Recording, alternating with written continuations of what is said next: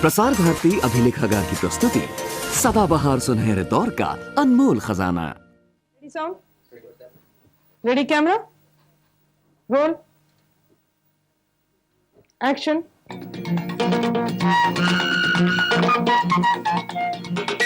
बातों बातों में मुलाकातों में हमने कहा क्या, तुमसे सुना क्या, जिनसे मिले वो उनसे मिलो तुम। बातों बातों में, बातों बातों में, बातों बातों में, बातों बातों में।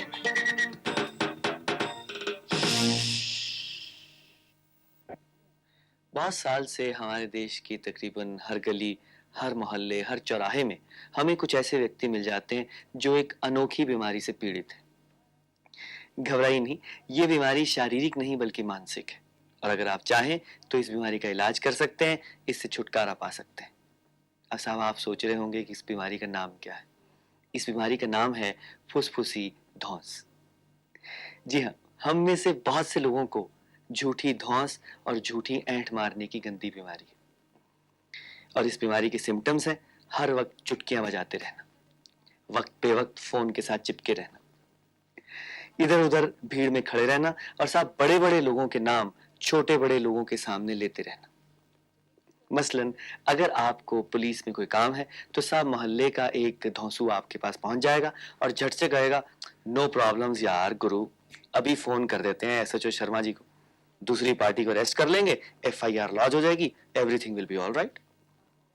अगर साहब आप मंत्री महोदय से मिलना चाहते हैं तब तो सोशल वर्कर्स की भीड़ लग जाएगी, और कोई ना कोई कहेगा, I will call up Chaubey यार, the PS to mister Dubey, I know him very well, तुम ऐसे करो उनके पास चले जाना, मंत्री से मेरा नाम लेना, तुम्हारा काम हो जाएगा, नो प्रॉब्लम। अगर साहब आप फिल्म में आने के इच्छुक हैं तब तो साहब मददगारों की भीड़ लग जाएगी, I know Hema ji, I know Amit ji, I know Shakti ji, I know Sawant ji, B R Chopra तो घर की बात है, नो प्रॉब्लम्स। साहब इस नो प्रॉब्लम में सबसे ज्यादा प्रॉब्लम है। वैसे गलती हम लोगों की, हम इन बिचलगुओं को बीच में लाते क्यों। आपको एसएचओ से मिलना है, फिल्म स्टार से मिलना है, मंत्री महोदय से मिलना है, साहब उन्हें डायरेक्टली फोन कीजिए, अपॉइंटमेंट फिक्स कीजिए, हम विश्वास दिलाते हैं आपका काम जल्दी होगा, सही तरीके से होगा। वैसे कहते हैं ना कि बुरी आदत की आदत जल्दी पड़ जाती, तो हमें भी ये बुरी आदत पड़ गई है धौंस मारने की। You know, we know Raj ji. Raj ji अपने राज बब्बर जो फिल्मों में काम करते हैं, मिलना चाहेंगे आप उनसे? अभी लीजिए। राज साहब, खुदा के लिए जो आप अपनी टिपिकल एंग्री लुक दे रहे हैं ना, ये बंद कर दीजिए, हमें बहुत डर लग रहा है आपसे, रियली। आपको लग रहा है मैं आपको एंग्री लुक दे रहा था? जी। यानी मेरी आंखों में इतनी खराबी आ चुकी है कि मैं अपने प्यार से आपको देखा और आप कह रहे हैं कि मैं एंग्री लुक दे रहा हूं। मतलब नर्वस में जा रहे थे हम। अरे बहुत नर्वस ज्यादा। आप हो रहे हैं, नर्वस तो मैं हो रहा हूँ कि पता नहीं आप क्या पूछने वाले हैं। नहीं साहब, क्या बात कर सच कह रहा हूँ मैं। अच्छा राज साहब, जब आप दूरदर्शन के साथ थे तो आपने कभी सोचा था कि दूरदर्शन वाले ही आपको इंटरव्यू करने एक दिन आ जाएंगे? मैं जब दूरदर्शन के साथ था तो मैं रोज सोचता था कि दूरदर्शन में आके मैं अपना इंटरव्यू दूंगा, यानी कि मेरा इंटरव्यू लिया जाएगा जी। लेकिन ये कभी नहीं सोचा था मैंने कि दूरदर्शन वाले यहाँ आकर मेरा इंटरव्यू लेंगे। तब कैसा लग रहा है आपको? बहुत अच्छा लग रहा है और मैं आप लोगों का शुक्रगुजार हूँ। शुक्रगुजार जरूर हम हैं कि आपने मौका दिया हमें आज। नहीं ऐसे क्यों। अच्छा राज साहब, आपने अपनी जिंदगी में सबसे पहले ऑडियंस कब फेस की? सबसे पहले शायद मैं कुछ 14 बरस का रहा हूँगा, और मुझे कहते हुए शर्म आती है कि उस वक्त मैं अपनी जात में नहीं था, मेरा मतलब मैंने एक लड़की का रोल किया था। नहीं राज साहब। कमाल कर रहे हैं, मैं आपसे कह रहा हूँ हाँ साहब, आप कह रहे हैं नहीं साहब। तो यकीन मानिए कि मैंने एक लड़की का रोल किया था और मुझे लोग पहचान नहीं पाए थे कि मैं राज बब्बर हूँ। तो कैसे किया आपने, क्यों किया लड़की का रोल?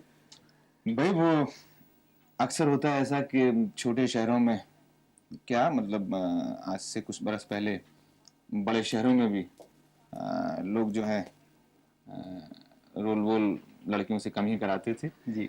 और डरते थे कि भाई ये लड़कियां थिएटर में काम करेंगी या नाटकों में काम करेंगी तो प्रॉब्लम होगी। जी। तो बस लड़कों बेचारों को ही लड़कियों के रोल करने पड़ते थे। तो हमें भी बना दिया गया लड़की और हम लद गए स्टेज पे। तो राज साहब, आप स्टेज से टीवी तक पहुंचे और टीवी से फिर फिल्मों तक कैसे पहुंचे? और ये सफर मैं अगर आपको बता दूंगा तो शायद आप मेरे कंपटीशन में खड़े हो जाएंगे। तो मैं इससे जरूरी है कि इसमें मेरा ख्याल है कि आप कुछ और सवाल कीजिए। अच्छा राज साहब, क्या है कि जब जब से आप फिल्म स्टार बने हैं, तो आपके बारे में बहुत सी कहानियां और फसाने जो हैं वो लोग सुनाते हैं कि साहब, जब राज साहब फिल्म स्टार नहीं थे तो वो साइकिल स्टैंड पे सोते थे, उनके पास रहने को घर नहीं था, काम नहीं था, पैसे नहीं थे। तो आज मौका भी है, दस्तूर भी है, तो बता दीजिए आखिर आप फिल्मों से पहले करते क्या थे? फिल्मों से पहले मैं करता क्या था? फिल्मों से पहले मैं जो फिल्मों में करता हूँ वही करता था। क्या? मैं एक्टिंग ही करता था। जी, कुछ थोड़ा सा बताइए। दरअसल मैं एनएसडी से मैंने एक्टिंग की ट्रेनिंग ली और जो होता है कि भाई हम लोग कोई ज़्यादा, मैं कोई बहुत बड़े घर से, मेरा मतलब कि बहुत पैसे वाले घर से नहीं था।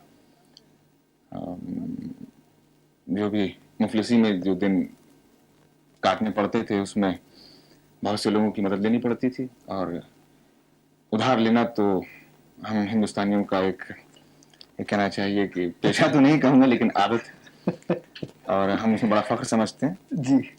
और मैंने भी ये फख्र हासिल किया। पान वाले से लेके और रेस्टोरेंट वाले, मेरा मतलब जितने भी नथु स्वीट हाउस वगैरह या रिफ्यूजी मार्केट में जो खाना जहाँ बनता है वहाँ, और अपनी कैंटीन में जी। वो पंडित पान वाला था, रविंद्र भवन के बाहर बैठते थे वो, तो उनको जरा हंसाया करते थे, बैठा करते थे, उनके मस्केबाजी किया करते थे, उनसे उधार खाया करते थे। तो इसमें कोई मदद कहा जाए कि मैंने उनके प्रोफेशन में यानी उनके काम में मैंने इजाफा किया। मैं बाकायदा खाता था और चाहे महीने 2 महीने या 3 महीने के बाद ज़्यादा दिन हो जाए तो मुंह छिपा लेता था, लेकिन पैसे देते जरूर देता था। राज साहब, क्या होता है कि स्टेज से जो आर्टिस्ट जाते हैं फिल्मों में, वो कुछ अरसा बड़े अनकंफर्टेबल रहते हैं कैमरा के सामने। तो क्या आप भी ऐसा महसूस करते थे शुरू शुरू में? नहीं, खैर ऐसा तो नहीं है कि स्टेज से जाने वाले कैमरा के सामने अनकंफर्टेबल होते हैं, मैं इस बात को नहीं मानता। एक्टिंग जो है, चाहे वो स्टेज पर हो या वो टेलीविजन पर हो या फिल्म कैमरा के सामने हो, एक्टिंग तो एक्टिंग है जी। लेकिन अब ये जो चीज़ें जैसे कि टीवी पे और स्टेज में थोड़ा सा सिमिलरिटी ये है कि भाई शॉट्स लंबे होते हैं जी। यानी जो ड्यूरेशन जो होती है स्टेज पे 3 घंटे का अगर एक प्ले हम लोग एक साथ करते हैं तो टीवी पे आधा घंटे एक साथ कर सकते हैं या 15 मिनट कर सकते हैं, 10 मिनट कर सकते हैं। फिल्म में वो फैसिलिटीज है हम लोगों को कि भाई एक शॉट जो है सिर्फ एक लाइन का भी हो सकता है, जैसे हाँ, या सिर्फ रिएक्शन का क्लोजअप हो सकता है या सिर्फ 2 लाइन का डायलॉग हो सकता है। तो वो टेक्निक को समझने के लिए थोड़ा टाइम लगता है बिकॉज हाँ, नेचुरली। बाकी अनकंफर्टेबल तो मैंने नहीं समझा अपने आप को। नहीं। राज साहब, आम दर्शक ही समझते हैं कि फिल्म स्टार जो है ना, वो कोई काम वाम तो करता नहीं, ऐशो आराम करता है, ढेर सारे पैसे कमाता है। तो आप कोई काम वाम करते हैं कि? बड़े गलत फहमी सब आम दर्शकों की। क्यों समझते हैं फिल्म स्टार का काम ही नहीं करता? जी साहब, बाकायदा हम लोग काम करते हैं, बहुत मेहनत करते हैं। तो कुछ बताइए, सुबह 8 से शाम 8 तक क्या करते हैं? सुबह 8 से शाम 8 तक। जी। आप देखिए, अपनी बात पर पक्के रहिएगा। जी। सुबह 8 से और शाम 8 तक की बात कीजिए, उस 8 के बाद की बात मत कीजिए। समझे? जी। क्योंकि अगर आप सुबह 8 से शाम 8 तक है तो मैं आपको बताता हूँ। देखिए साहब, सुबह 5:30 बजे उठते हैं, थोड़ा सा योगा वोगा करते हैं, एक्सरसाइज करते हैं, फिर घर से निकलते हैं जी। कोई 7:30 पौने 8 बजे करीब।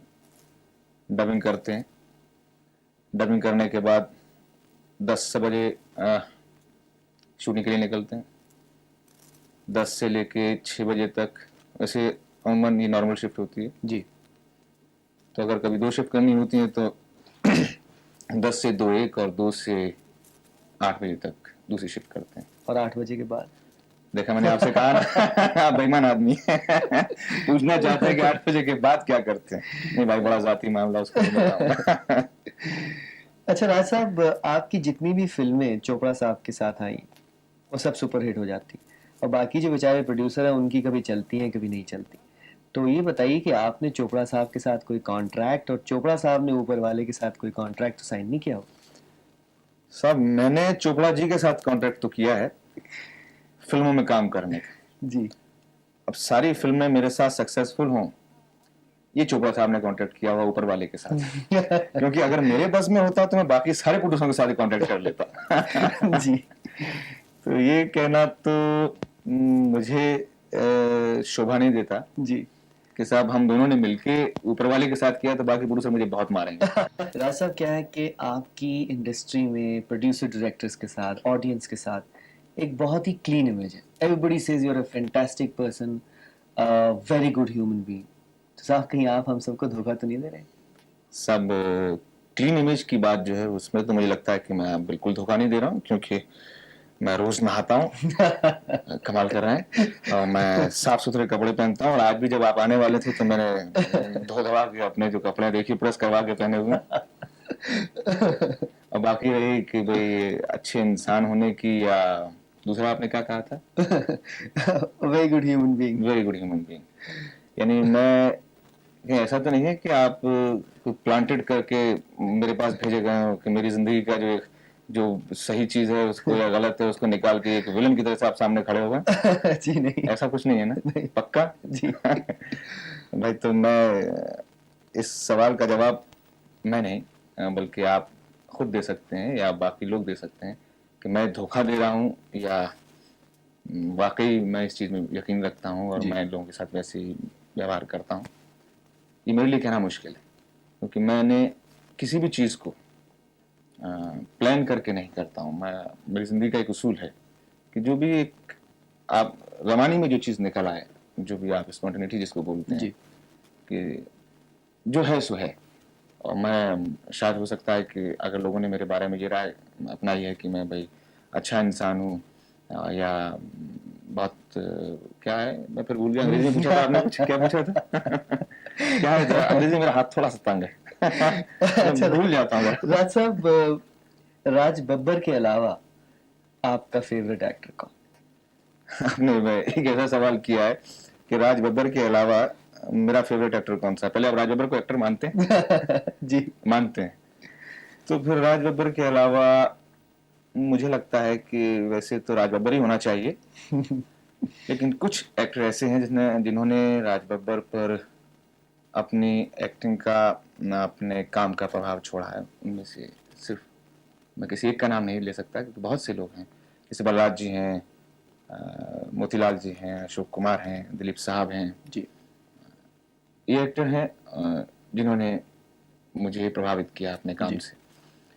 और इन सबसे ऊपर हैं मेरे गुरु अलका जी साहब। राज साहब, आप थके हारे घर आए और घर में बीवी भी बोल रही हो और टीवी भी बोल रहा हो, तो आप किसे सबसे पहले बंद करेंगे और क्यों?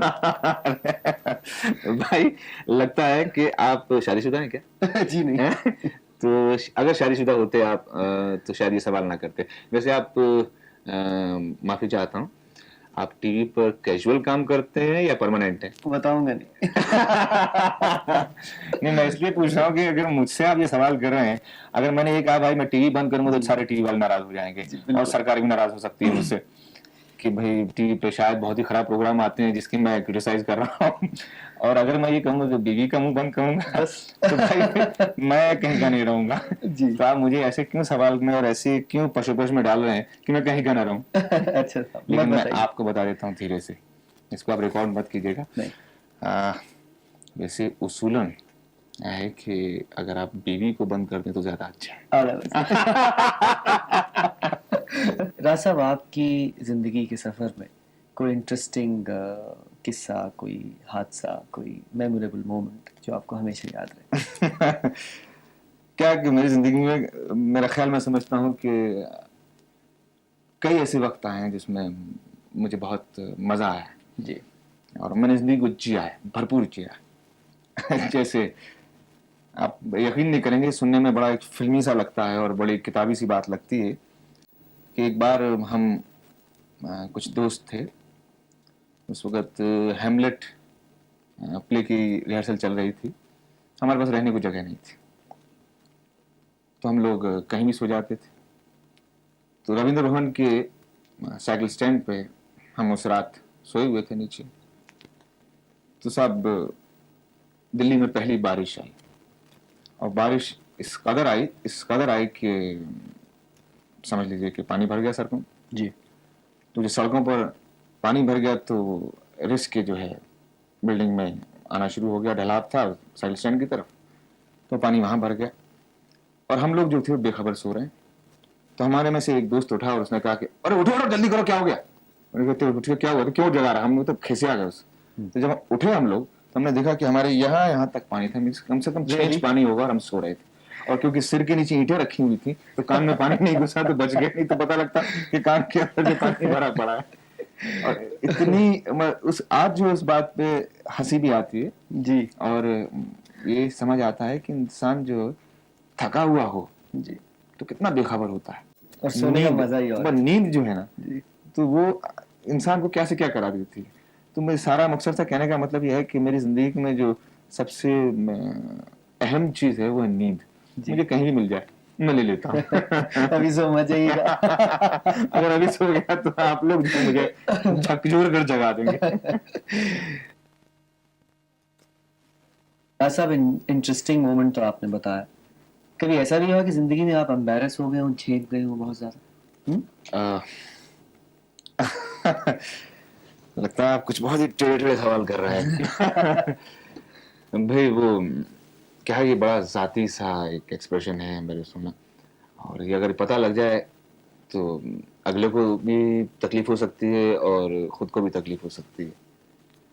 मैं थोड़ा सा बताने में हिचकिचा रहा हूँ। बता दीजिए प्लीज। सच कह रहे हैं आप? जी। बुरा तो नहीं मानेंगे ना।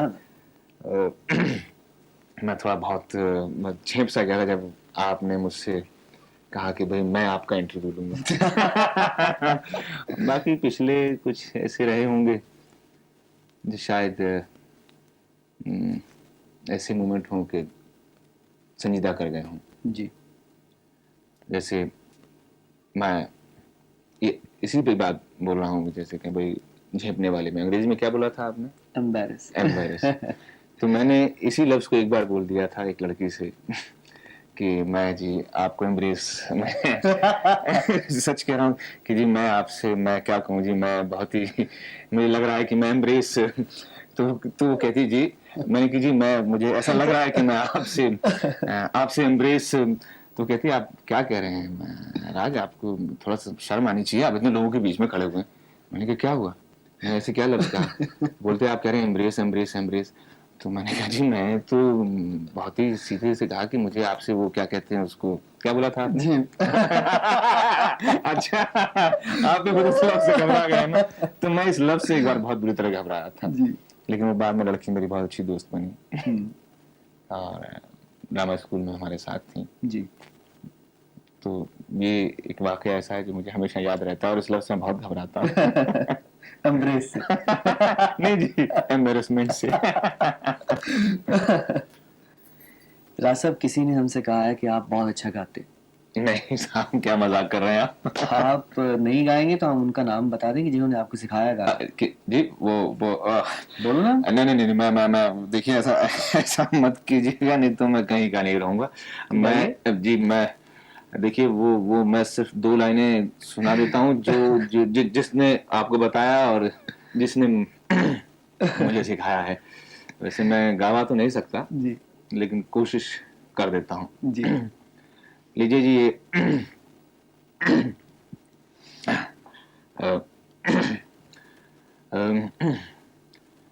पिछे पिछे आंदा मेरी पैड़ वेंदा आई वे, निगाह मारदा आई वे, मेरा लौंग वाचा हो चिरे वाले ढूंढ के ल्याई वे, मेरा लौंग वाचा।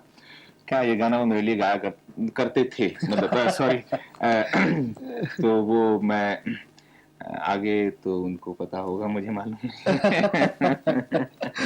बहुत खूब, बहुत अच्छा गाते हैं। Thank you sir. तो मैं अब आपके लिए कुछ मेरा नहीं, मतलब, अब मैं जाने वाला हूँ। तो मैं आपका गाड़ी का बहुत अरेंजमेंट कर देता हूँ ना। नहीं नहीं, गाड़ी तो मेरे पास है राज साहब। Sure. Sure, No I problem, my man. Own car. Okay, thank you sir. All the best. Bye bye. Bye.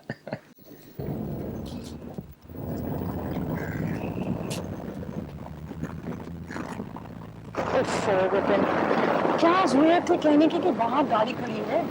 Avinash जी, मुझे क्या मालूम था कि दूसरी गाड़ी आज नहीं आएगी। अब क्या करेंगे? घबराई नहीं अविनाश जी, कोई ना कोई कन्वेंस जरूर मिल जाएगी। टैक्सी। देखा आपने, आप ही से हम कह रहे थे कि झूठी धौंस मत मारिए और खुद ही धौंस के चक्कर में पड़ गए। अच्छा वाला राज जी कह रहे थे कि हमारी गाड़ी ले जाइए, घर छुड़वा देते, लेकिन वो धौंस आड़े आ गई और हमने कहा नहीं साहब, गाड़ी तो हमारी अपने पास है।